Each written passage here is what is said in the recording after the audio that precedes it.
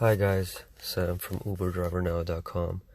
Wanted to make a video showing you guys what the difference is between UberPool and UberX for passengers, riders. So for UberPool basically is once you're selecting in the Uber app, when you're requesting a ride, there is options at the bottom of the screen, whether you want UberPool or UberX and so on. UberPool is going to be the cheapest option out of all of them, and what it does is that it matches you with riders going in the same direction. So if there's anyone going in the same direction as you, they will Uber will match you with them, and you will be sharing the car with them. So the maximum people that you can bring along with you in an Uber pool is you and another person. So only 2 people are allowed in an Uber pool when you're requesting a ride.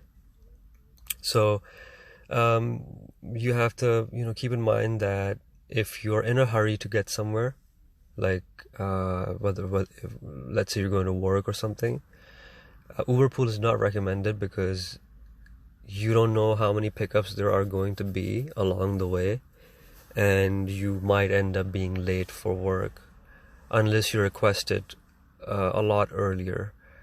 Give yourself at least 30-40 minutes or so, depending on how far you're going, because you can expect to pick up other people along the way. Could be maybe 1 more person, could be 2 more people, but at any one given time there could be 4 people in the car, maximum 4 people. So just keep that in mind, and that's how Uber makes it cheaper. And then UberX is basically you have the whole car to yourself. You can have up to 4 people with you, or you can just have 1 single person, you. That's why it's expensive, a little more than UberPool, and it will not do any other pickups. It's only going to get you from your pickup location to your drop off, and that's basically the difference between UberPool and UberX. And you get these options when you're requesting a ride at the bottom of the screen. Hope you guys enjoyed this video.